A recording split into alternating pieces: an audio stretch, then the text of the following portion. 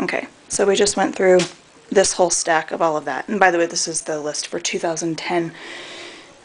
Okay, now this stack over here is the what can be planted outside and outside only, and a lot of that has to do with whether or not it might become root bound or not come up real well or transplant very well. One of the things, by the way, that is on, technically it's on this list, but I've read you can do it if you're really careful, would be like the melons and the pumpkins, those, and the summer squash as well. If you disturb the roots while they're growing, or if they become root bound, then they will be stunted and they will not produce. So if you cannot be watching them super carefully, then don't even bother, just plant them outside. But I'm home all day these days, so I have time to do that. Okay, so we'll start with carrots. They're all Baker Creek. Then this one's a 5-inch, half long St. Valerie, I've heard is very, very good, and I happened to get that one as free seeds. So, hey, why not? And then this one is supposed to be like a really small, round Parsinis, something like that. I'm terrible at pronouncing these, by the way. But then we've got a hollow crown parsnip, rainbow chard. We like lots of greens. Then dark red beets. Not a huge fan of beets, but I'm guessing, you know, homegrown, they'll taste even better, and I'll find myself using them more. And again, with the 20-cent seeds, these are 2 different types of radish. We wanted the radishes because the kids, you know, want instant gratification with their garden stuff.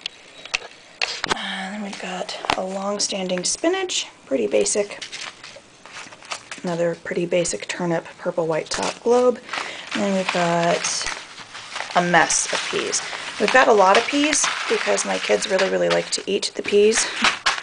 These 2 are the same, just some burpy sugar snaps. These are meant to go, we're going to keep planting these over the course of the year on the little teepee that's out back. But then I've also got some of these nicer ones. Blue potted garden peas, again, color-coded so I can see where they are, which is awesome. Oregon sugar pod is, you know, for my daughter who absolutely loves sugar snap pod peas, just straight. Wando is another garden pea. I bought the Wando because I forgot I had the blue potted. We were moving and I lost all my stuff in the move and found it after we'd figured stuff out. Okay, so I got a Yeti nasturtium, which is supposed to be awesome, edible, and good at keeping the bugs and stuff away. I've got a bunch of, hold on. Now these guys are my herbs that had to go straight outside. Not all of them. Most of the herbs are okay with being sown inside and then moved, but these guys are not so happy with that idea. So we've got caraway, slow bolting cilantro, which we planted on the shady side of the spiral. And some of that's coming up already outside. The dill bouquet is already up outside. We've got giant parsley. Greek mullein is a medicinal one. It's supposed to be quite cool. And the seeds are so tiny. There's almost none left. And none of them came up, so I'm going to hold off and see if they're just really slow at germinating or what. And then I couldn't find fennel. Or I think I forgot to order it. I can't remember what happened, but I found some burpee. Again, figuring, you know, if they come up, they come up, and if not, well, oh well. Okay, I got 2 different kinds of lettuce. We've got a European mesclun salad and then a Rocky Top lettuce mix. That's kind of got splotchy leaves and all that. So we're going to plant one type in one bed and one type in another bed and keep them away from each other just to see what they each taste like individually, and we'll probably end up mixing them too. But, so there's those. And then I am doing, these are all of the different kinds of corn. I got a lot of the strawberry popcorn. There's 3 packets. The strawberry popcorn, I wanted to do some popcorn for the kids. I'm making a maze for the kids, and popcorn is a shorter variety, especially the strawberry popcorn. It's only, you know, a 4 to 5 foot tall plant rather than being, you know, 8 to 10 feet or whatever. So that way they could see out of the middle a little bit easier and not be so scared if they get lost in there, which, it won't be that big. But the Country Gentleman, I don't know if you can see, it does not grow in rows, but this one is supposed to be a good sweet white corn. And then we've got this one says Spring Treat, and it's a yellow hybrid. And then we've got the basic Burpee Honey and Cream hybrid. And I tried to get them so that they would not be coming ripe at the same time, so they wouldn't be, crossbreeding with each other or whatever. But I'm not really seed saving, so I'm not really worried about it too much. Red Malabar spinach is not actually a true spinach. It is a vining, heat-loving plant, so I'm putting that on the teepee to grow up and around it, and it's got edible leaves and all of that, but it also should help shade the peas that are going out there. And I don't know, that's a theory, that it might shade the peas and keep them a little happier for a little bit longer because they don't like the heat quite so much, and it gets really, really warm in our backyard. Alright, so we've got 5 different kinds of beans. We've got soybeans for edamame, purple potted pole, and then here's another purple potted pole. I'll have to check and see if they're the same exact variety. It doesn't specify on this one what type it is, where this one gives us the other name for it.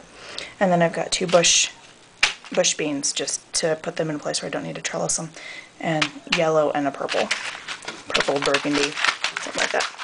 So those will be pretty. We do like a lot of beans. Let's see. Got some basic edible seed sunflowers to go in the sunflower house that I'm making for my daughter. We also got just a random sunflower mix. Don't know what that means, if that's a whole bunch of different ones that they, didn't have enough of to put into whatever, or if it was just they didn't know what kinds they were. We'll see. I'm going to line these on the front fence so that we're kind of offering to the squirrel that lives out front, and saying, and to the birds, and saying, pretty please, take these and not those. Because if we can get ourselves some of that stuff, that would be good. Some of the seeds. Oh, there's another random herb, the borage. That's already up. It's got those really pretty falling over flowers. So those would be cool when they're all done. Just find the herbs and mix them in. Scarlet flax is a very pretty, don't know if you can see very well in the picture. They're a dainty looking flower. If you look them up on, Google Images, you'll be able to find them. Okay, let's see.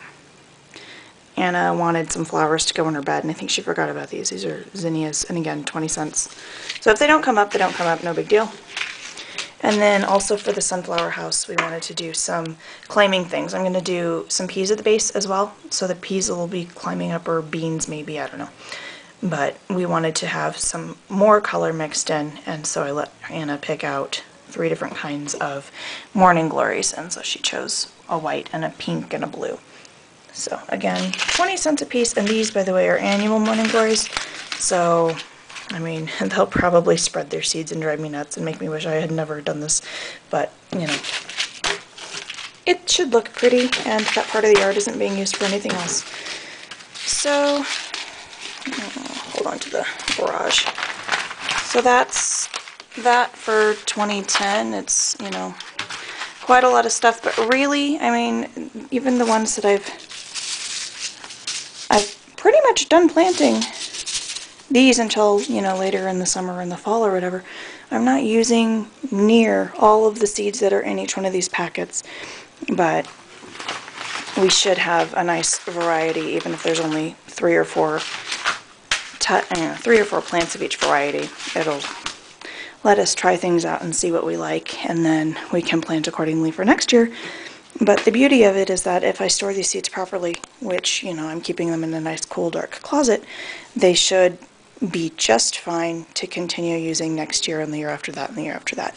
So I should be able to use all of these up as long as I don't let them get water damaged or anything like that.